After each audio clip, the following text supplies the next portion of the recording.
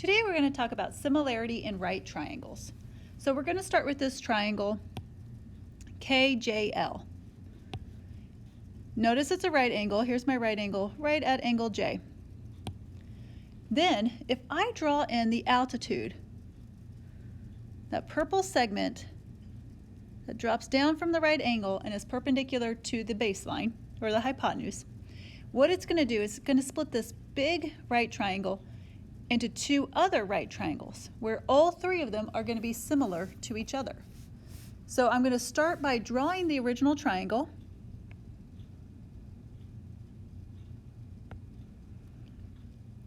And I'm going to put angle J at my 90 degrees, angle L, and K at the top. Okay? So I'm just kind of turning it and reflecting it too, I guess. Then I'm going to draw this triangle KJM.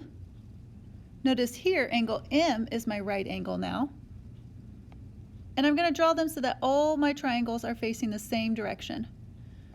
So M is at my 90 degrees, K is straight up, and KJ is your hypotenuse. And now I'm going to draw my small right triangle.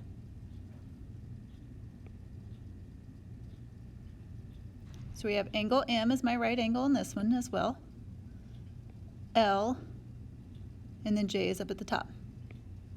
So it turns out just by drawing that altitude in, the segment going from J to M, we have now broken that right triangle into three similar right triangles. And if you remember, similar triangles all have angles that are the same measurement, but their sides are all proportional. So we can write our statement as triangle KJL is similar to triangle KMJ is similar to triangle JML.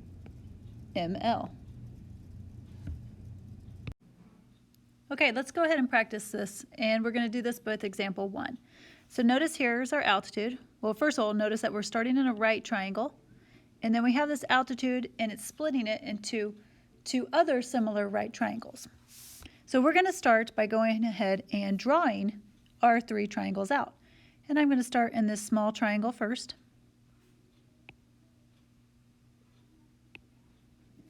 So I have X as my short leg, 6 is my long leg, that's where the altitude is, and then the hypotenuse is Y. So now we have our medium triangle.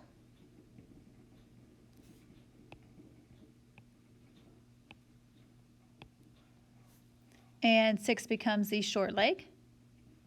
9 is the long leg, and my hypotenuse is Z.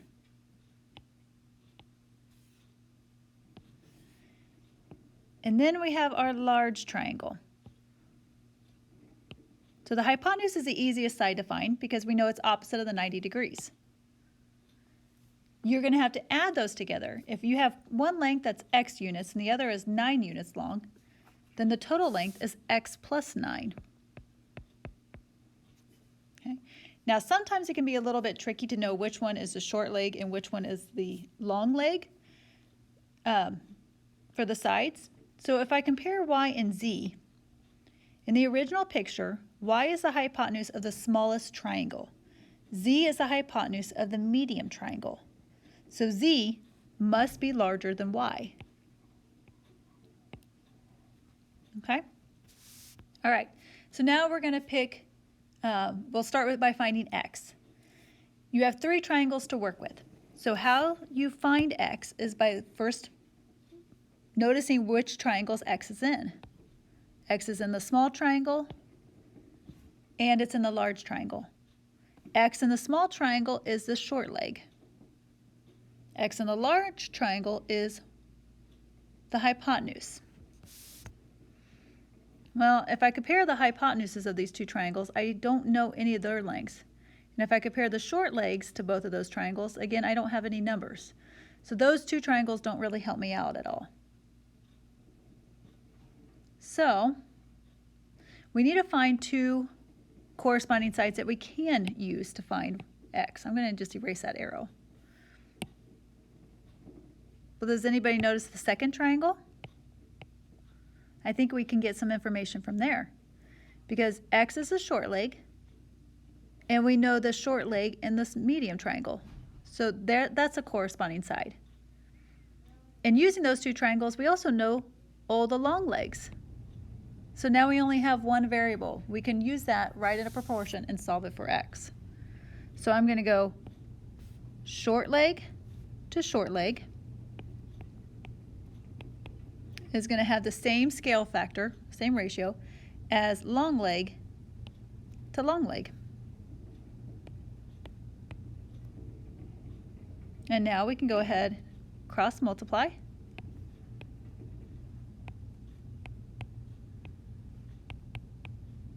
and solve for X.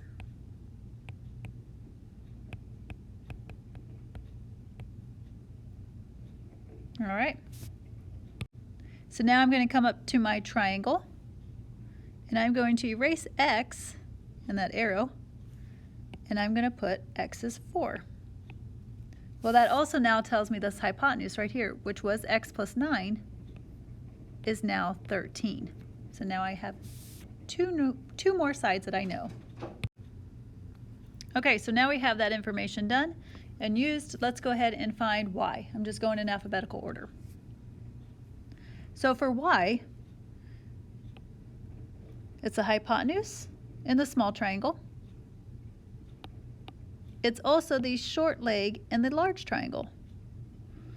So I like to try to stick to those two, which Y is in, to find my proportion. If you notice in both of them, we could do hypotenuse to hypotenuse. And then the Y, the short leg, we can do 4, the short leg in the small triangle, to the short leg, which is Y, in the large triangle.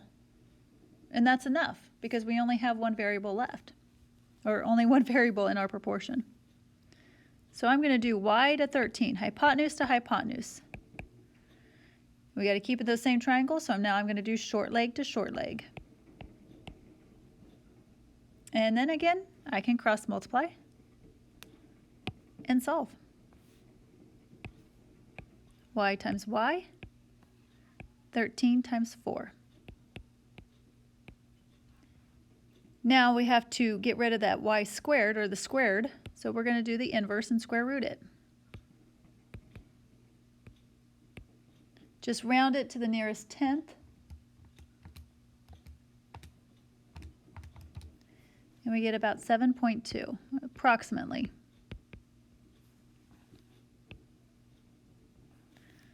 All right, let's go ahead and find the value, put in the value for Y now. Now the only thing we have left to find is Z. So again, locate where Z is. Z is in the medium triangle as the hypotenuse. It's also in the large triangle as the long leg. So can I compare hypotenuse to hypotenuse and long leg to long leg, and only have just the variable Z in my proportion? Yeah, so that's exactly what I'm going to do. Z over 13 is going to have the same rate of proportionality as 9 over Z. Just like before, we're going to cross multiply.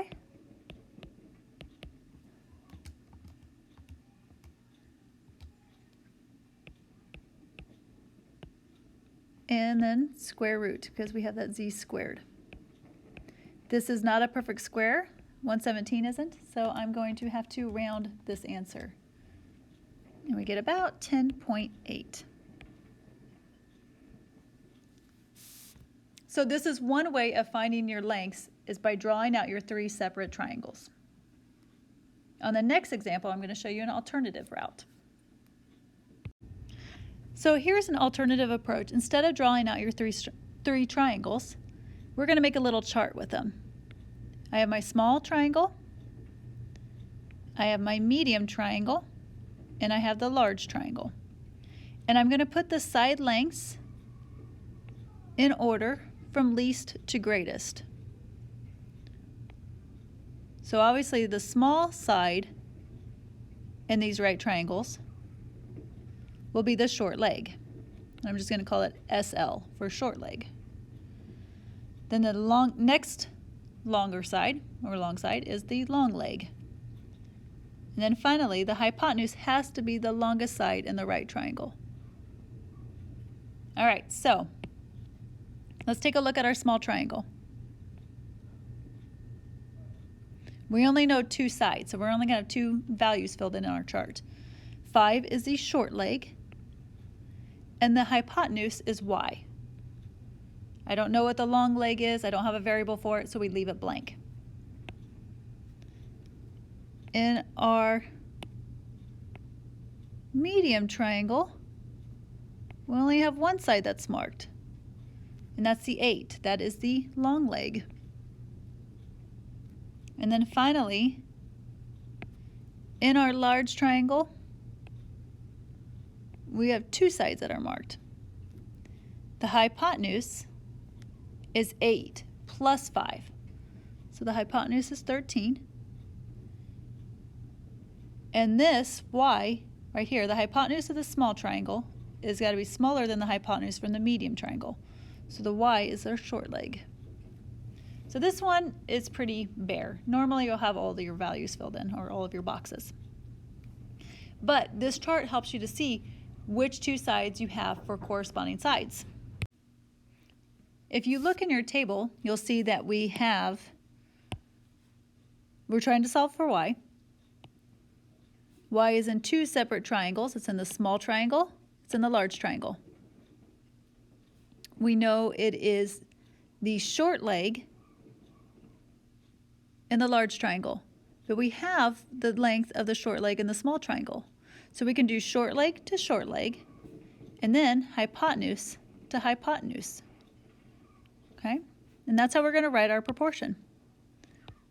The short leg of the small triangle to the short leg of the large triangle is going to be proportional to the length of your hypotenuse in the small triangle to the length of the hypotenuse in the large triangle. And now it's just a matter of cross multiply and solve.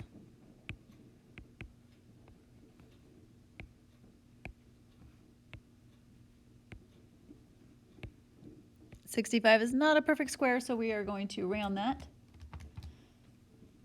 And it's going to be 8 1/10, approximately. But the chart sometimes is just an easier way of finding those proportionalities, or corresponding sides.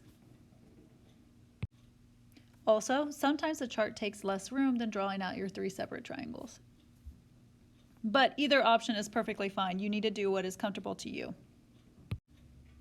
Example 4. To estimate the height of a Douglas fir, Jan positions herself so that her lines of sight to the top and the bottom of the tree form a 90-degree angle. Her eyes are about 1.6 meters above the ground, and she's standing 7.8 meters away from the tree. What is the height of the tree? So this is exactly like what we just did with the 3 separate triangles. So I'm going to go ahead and complete this problem by drawing out my chart. We have our 3 triangles, the small triangle, the medium triangle, and then our large triangle. And we're going to write their sides in order from least to greatest. Short leg, the long leg, and the hypotenuse.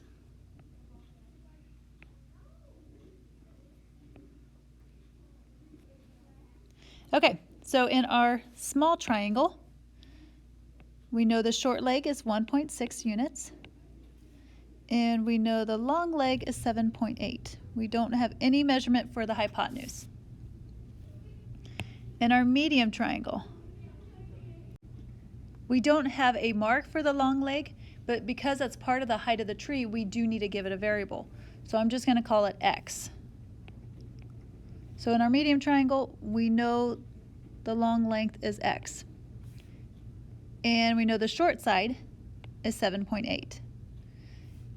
We don't need to worry about the hypotenuse, so I'm just going to leave it blank. All right, then in the large triangle, the only side that is marked is the whole height of the tree. Well, you have to add those 2 lengths together. So it's x plus 1.7. And that is the hypotenuse. Or not 1.7, but 1.6. Sorry about that. All right, so a lot of blanks here, but I think we know how to write our proportion. You can do short leg to short leg is equal to the long leg to the long leg. As long as you pick two triangles to work with and two corresponding sides. So I'm going to have 1.6 for 7.8 is equal to 7 8/10 over x. And then we're going to go ahead and cross multiply them.